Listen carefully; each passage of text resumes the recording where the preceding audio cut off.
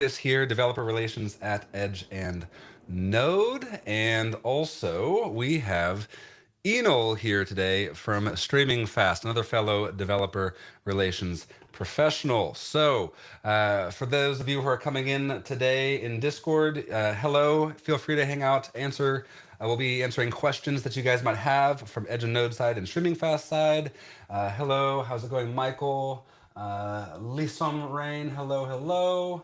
And then who else we have? E dot dot dot. Hello, S. How's it going, everybody? Welcome to Graph Builder's Office Hours. And Enol, welcome to Graph Builder's Office Hours, buddy. How are you doing today? Welcome. I haven't seen you for a little bit. What's going on? Hello everyone. Yeah, pretty good, thank you. We've been working lately on a few changes because the graph protocol is changing too, right? So we have to adapt. Yeah. Um, so yeah, coming here to present a little bit our roadmap, what we have built, how developers can use all these tools to Yeah. improve their experience with the graph overall. Yeah. And yeah, Awesome. hopefully it's useful for people. Yep, yep, and that's why we're here. Developer relations. How's it going, chat? Welcome, welcome. For those of you streaming on Graph Devs, feel free to keep on streaming there. We are doing Q&A in the Graph Discord, so hop into the Graph Discord. We are there answering questions. If you have any questions about substreams, Enol is the guy to talk to. But yeah, a lot of changes happening in the Graph protocol lately, and so I think it's a good time to catch up from core dev team to core dev team. How are things going on your side in the streaming fast world? Pretty good. Related to substreams, obviously, substreams power subgraphs were deprecated last month. That's a big thing that happened. We had like a lot of people, a lot of enterprise people, using relying on those substreams power subgraphs, right? So they had to migrate, and they needed like a replacement essentially for the substreams power subgraphs. And we essentially recommended everyone, pretty much everyone, obviously depending on their use case, but pretty much everyone, to use the SQL sync, right? The Hmm. SQL sync has been available for pretty much since the beginning of Substreams, right? For those of you that don't know, the SQL sync allows you to send all these Substreams data into a SQL database, right? Hmm. And After that's been around for a while now. It's Um, yeah, but it's right now more important because of the deprecation of substance power subgraphs. sure. So people actually need like a replacement. Yeah. So yeah, for those of you who don't know, like we have support for Postgres and ClickHouse, right? Hmm. Which are two pretty decent like databases, right? To work with Hmm. huge amounts of data. Hmm. And we've lately been working with a lot of Solana data, right? Yeah. Solana is huge. Solana produces like Yeah. I one mean, terabyte, almost 1 terabyte of data per day, right? yeah, and with Solana being so fast, streaming fast, and substreams also being so fast, it feels like you guys have done a very good job shaping the product to what Solana needs. So kudos to you and the team to having that integration really, really well done. And so also Solana in the meantime has been like a super popular blockchain, right? Yep. It's now everywhere, right? Yep. So yeah, obviously like the graph offering, a very good solution, a very decent solution for people to build on the graph, like sorry to index data on Solana is like I don't know. I think something to be proud of, as at the graph team that we are. Hmm. And obviously we are going to be improving over time. This is just the beginning. And we are going to be adding more and more support for more chains. More chains are asking the graph to provide that support. Hmm. So yeah, I mean, like in terms of the brand, the graph is pretty popular among developers. Not only in the EVM ecosystem where it was pretty popular already, but also other ecosystems for sure. Yeah, yeah, and I'm really happy that you guys are pushing on new chains too. It feels like there's all of these super fast chains coming out every other week, and I'm chatting with a few of them, in different chats and seeing what they're doing and seeing their TPS is crazy. So, seeing what subgraphs can do has been, I mean, subgraphs has really done incredibly well to reach the market, to find product market fit. And it feels like the market is slowly but surely changing into this super fast place, at least for some chains. So it's interesting where I'm seeing this gentle and healthy friction where people are saying, "Hey, subgraphs are amazing, and they just don't have the speed of substreams. What can we do?" And there's options for both. So it feels like a really cool place to be able to provide solutions for whatever speed is necessary. So talking about the speed of substreams and also the SQL, the composability of the data to drop into a SQL database. There was an update recently about that, wasn't there, for Yeah, SQL? yeah, exactly. Again, like we've been trying like to improve the developer experience. You know how developers, work with substreams and specifically with the SQL sync because right now it's like the most demanded, sync that we have, right? Yeah. We also have like other syncs like directly streaming from a programming language like Go, JavaScript, etc. Also to Parquet files. That's also Hmm. been like pretty big lately. But still today, like SQL is like the main way to go for most teams. So we've been trying to improve the developer experience. I'm going to share my screen here for a Sure. moment. Um, okay. So I'm going to link also the documentation for the new feature that we've deployed in Substreams. I think I can share it here in the chat. Yeah, share it in the chat, and I'll share it with everyone on screen here as well, just so everyone, if you all haven't had a chance to jump in to the docs for substreams, please do so. I'll share that Yeah. on So screen we'll right we'll now. we'll be putting most of this information also in the graph.com docs, right? Our intention is like the graph.com docs to be like the entry point, and then for more technical stuff, right? Super technical stuff, maybe going to the specific substance docs. Hmm. So that's something we're going to be changing also in the coming weeks. But specifically talking about SQL Sync, the sequencing has been around for pretty much since the beginning of Substreams, right? And it's always been possible to sync this data into Substreams, right?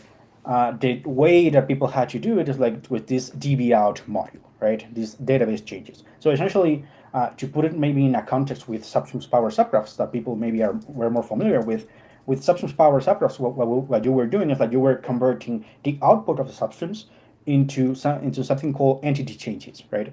Into a specific format model. Yep. Oh, sorry, there's a little bit of a freeze there. Was that me or you? Maybe me. Maybe you, maybe me. I'm not sure. Yeah, I lost you there for a second. Go ahead. It was one sentence basically that froze.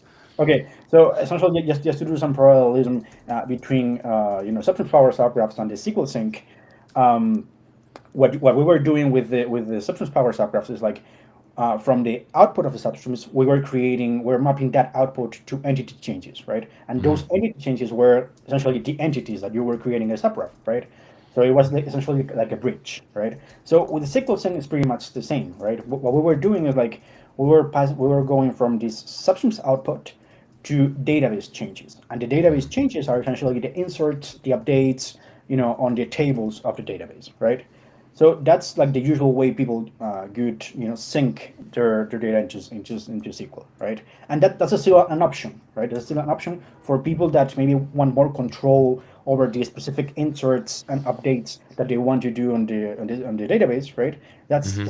that's still today an option, right? Hmm. And we are still encouraging that for more advanced users, if you want to say it that way, or users with different needs. Now, what we've done is like, okay, let's bring these mappings, to the substance schema, which is called the protobuf schema, right? Hmm. So now it's possible to annotate the output of the substreams, right? To map that output to the specific tables in the database, and Hmm. that's done automatically. You don't have to like code yourself those mappings, right? Hmm. It's more like you annotate the schema, right? Hmm. And that schema is automatically mapped into tables, right? Yeah, and it feels nice when you're able to think schema first, because I remember developing subgraphs years ago, and I would have to write it out exactly what I'd want to do with the eventual output of saying, hey, I want this as the final database structure that I want. Mhm. And I would always start there. I would never start at the mappings. That doesn't make any sense. And it would always go database design first and then go to mappings. And to know that there's an option to just say database design and that's all I have to do. Yeah, Yay. sorry, that's what we're trying to do here. Yeah. First think about your objects, right? Your Yep. relational objects, the relationships among them, right? Because it's also possible to create these relationships or to define these relationships inside the schema. I'm going to show you in a moment. And from there, once you have like the relational schema, right? It's way easier Yeah. to think about it. Yep, a lot easier to think So about. Mappings, um, mappings is always where I feel like I lose people when I'm trying to teach. If I could teach databases, well, that's a little easier. I'm going to just to show you the old way. Not I don't want to say the old way because it's not. It's not deprecated. It works. It It's not works. deprecated. I mean, it's No. not a way to do it, right? Yeah. But essentially, you would create this DB out module, right? Could you make the screen a little bigger for those who are Yeah, watching on small screens? Thank you. Perfect. yeah. So you see, well, this is the output of assumptions, right? Yep. Some lists of objects, right? So what we were doing is like we were like essentially iterating over all these lists Yep. and creating these database changes, right? And this Yep. is something that our SQL thing can understand and can map, to tables, right? So this Yep. is still a way to go. People use it, and we have many users using it. So it's still totally recommended if you need it, right?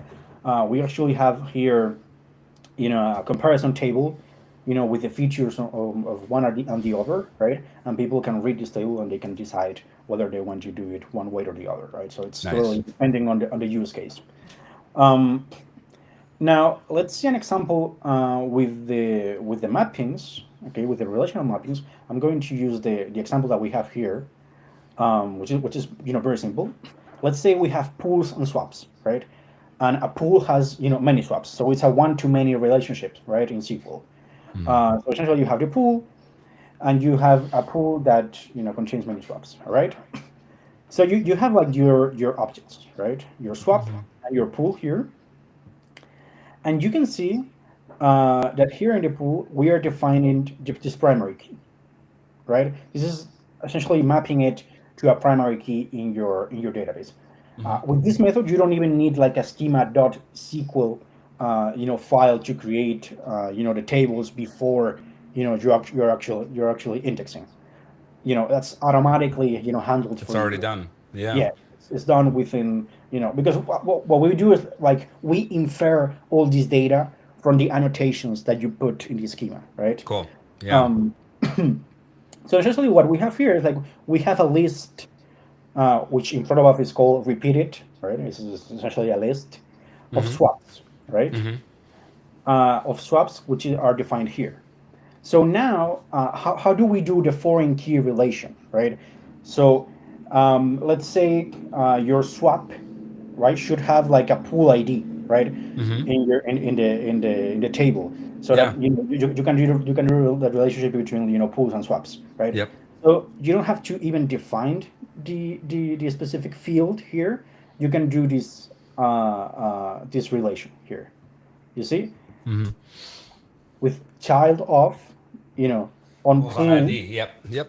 on ID, right? Nice. You're essentially making that relationship here in the schema, right? That's really So nice. it's not necessary anymore to first create your schema in SQL and Yep. then doing figuring out how to make all these mappings, right? Cool. We are somehow like facilitating all these steps for users, And this right? is live today, correct? This Devs are is able to play with today. this? Actually, we are using it. The token API, right? Hmm. So we are actually using. We are. I think we are still developing, but a substance to power that token API, right? That is public. It's this one here. This substance SPL all tokens. Essentially, Nice. this substance tracks all Very tokens. nice. That's So gonna I'm, be fun. which, That's a you cool know, one. which in terms of transfers, they are billions and billions and billions, right? So it's Yeah. an amount of data that it's pretty much never seen, right, in the blockchain industry, right? And you can see that it's the same thing we are doing here, right? We have our relationships inside the substance itself, right? Hmm. And this goes essentially into a database, and from there we power these token API endpoints that Hmm. people are already using. And Um, what layer to which layer of data are you going all the way down into with this token API connected to this substream with all these transactions? How many chains? How many layers are you getting? Every single basically exposing substreams for just how deep are you going? I guess I'm asking for that. yeah, well, obviously it will depend like on the needs of of a token API, right? But Sure. what we're doing right now, we have actually two subsystems, right? For SPL tokens. SPL Mm-hmm. tokens, you can think about it like the ERC20 in EVMs, right? It's like the Mm-hmm. standard to create the tokens, right? So it's because it's the most user standard is like there are billions and billions of transfers, right? So we have this SPL token which allows you to track all the transfer means, all these events related to the SPL token for a specific token. Mm-hmm. Not So, calls. You're not doing just events. yeah, yeah, Okay. essentially. Cool. Cool. So here you have to input Mm-hmm. a token address, right? Mm-hmm. But what we're building right now is like instead of filtering on a specific token, getting all the tokens out there, right? Mm-hmm. A challenge because like there are billions and billions of tokens They in are Solana, billions. I right? remember when substreams first came out, one of my friends created a substream that indexed every single Ethereum transaction. And it blew my mind that he was able to do that. I don't know where he stored the data, but it was one he just wanted to do it. But like with Ethereum is not that hard, right? Yeah. Anymore. Like if even if you think about the base, for instance, Sure. Uh, Sure. I mean, you don't even have to go to Solana. Like even Yeah. Base, right? The TPS of Base is like also huge, right? Yeah. And that was the problem with some subgraphs, like they were not able to keep up, right? So Hmm. we're essentially like providing, I don't know, like a replacement for those needs of high TPS Sure. and How all many this. chains are you going to be plugged into with this? Um, well, right now, actually, I can show you here. Right now, we are in these chains. Hmm. Okay. We have like quite a few EVMs, um, and then we have Solana, we have Injective, we have Starknet, we have Hmm. Mantra, we Hmm. have Stellar. Those are non EVMs, Sure. and we are going to be launching Tron in 2 weeks. Very cool. Is this alpha? So Is this preview announcement? yeah, well, I mean, I think it's known already. I know, I know. I think it's known. I'm pretty sure it's known right now. I'm trying to remember. There's so many announcements going on every other day for integrations, but that's Yeah, exciting. That's very cool. yeah, actually, Tron is a pretty interesting, blockchain because, like, in terms of stable coins, Tron is like super important, right? Yeah. So yeah, I guess like we are going to have like a lot of traction also with Tron coming out. And by the way, these SQL Sync features that I'm announcing here are for all chains, right? They are not specifically for Solana. I'm showing here a Solana example, but they are not specific to Solana. Like you can create this on any chain because at the end of the day, what you are annotating here, what you are defining here, are the relationships for the output, and subsystems can output any kind of content right from any chain. Hmm. So yeah, that's pretty much it for the SQL sync. Hmm. Um, That's Again, awesome. I'm going to share here all the links Yeah, share the to. links.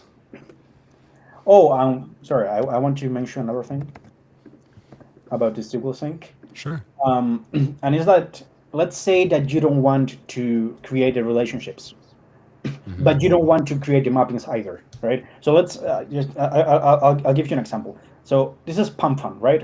Hmm. PumpFun is a very important application in the Solana ecosystem, right? Hmm. So here we are extracting the instructions and events of PumpFun, right?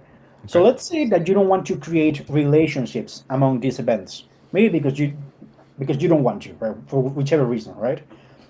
You just want to dump all this data into tables, right? So Hmm. a table for every object, for every event that you are essentially, outputting, right? Hmm. But you want to do it automatically. You don't want to like create, the schema, right, in SQL and then figuring out how to do the mappings from this output, right? Yeah, just keep it simple. Yeah. So you can also do it. It's also possible to do it um, without annotating all these things, right? It's also possible to simply map all these things into tables in the database, because what we are going to do with that option is that we are going to infer the names of the tables and the names of the fields in those tables, right? Just by Nice. looking at the output. So let's say, like, if this create event, there's going to be a table which is going to be literally create event, right? That is not going to have any foreign keys, any relationships, whatever, because you have not defined it, right? But in the case that you just want to dump everything, directly to a database, and you don't want to provide any relationships, and you don't want to do any mappings, it's also possible. Okay. I So love how the design. I mean, I have to give you and your team a lot of credit on taking care of a lot of things that developers just are just full of chores. I remember when I first saw your CLI, I was incredibly impressed with the dev tooling just baked into the CLI, and then you're just trying to take things off of developers' hands and saying, hey, we can do this, and it's that's been a theme for many years now. It's been good. it's difficult because you can never make everyone happy, right? Oh, So never. I don't think the goal is to make people happy either. yeah, I I, know, I know. I, I think it's to give the best tools possible with what we have. And Yeah, so yeah, if they're happy after we've done our best, then wonderful. But yeah, for yeah, sure. in the end, it is an industry of being on the bleeding edge, so it's difficult to hit every mark. Yeah, yeah, for sure, for sure. Yeah, I mean, like, we also provide like a lot of dedicated support, sure, right? of course. So if you go to Discord, we have Telegram chats with many companies, whatever. So we at the Graph also provide like dedicated support. We try to help users, to do our best. So for these edge cases where the developer tooling maybe is not enough, we are trying our best, like, to review code, or maybe to provide like specific examples. We have many repos with examples, right? So so yeah, I mean, I think it's important, and we are developer relations engineers, right? So we know how important it is, like, for developers to have a way to get started as quick as possible, because if it's too complex to get started, maybe developers are not even going to try the product, right? Of course, of Um, course. so that was the same thought behind creating all these direct mappings from the substance to SQL, right? People don't want to do all this boring manual stuff of creating the mappings, right? Yeah. Maybe we can just provide something super simple, just dumping everything into a database just for you to test, right? Sure. And maybe once you have done the testing, right, maybe you can think, okay, maybe I want to create relationships, or maybe not, right, depending on your use case. Yeah, of course. I love going to farmers markets and I love walking around and seeing all the little samples. And I feel like that's a good thing for developers to understand where, yes, we are best providing an experience that is a small sample. And I feel like you're doing a very good job of providing a small sample to developers out there who need data near pin to chain head that is flexible and can do a lot, but in a contained sample based way that they can get a little bite. And then if they want to keep on going, they can keep on going. That's the best way, I think, for having a good developer onboarding experience. If you expect people to sample by trying out the entire thing, that's a little difficult. So good And job. then you also mentioned, like, the industry changes a lot, right? Oh So yeah. obviously you have to be able to adapt, right? Like, Yeah. if the feedback you're getting from developers is like, this is useless, Yeah. I don't think this makes sense at all. Like, maybe, Yeah. I mean, like, the things, like, the way you're thinking might not be the way that most people are thinking out there, right? Yeah. So at the end of the day, we are building tools for our users, right? So we have to, like, take that feedback and iterate, based on that feedback. So yeah, for sure. Yeah. Yeah, Yeah. for Awesome, sure. man. Awesome. Well, thank you so much for sharing this. This is very cool. I shared all the links in chat here as well as I shared it on screen here. Any other updates that you want to share from the streaming fast world? I mean, we're heading into the middle of June, so it's a good quarter, I feel, for the graph as a whole. Or is that cover all the bases that you'd want to share with the graph ecosystem today? Well, another thing I want to mention, like, congratulations to all the people that participated in the Solana hackathon that we ran, and they actually won the prizes.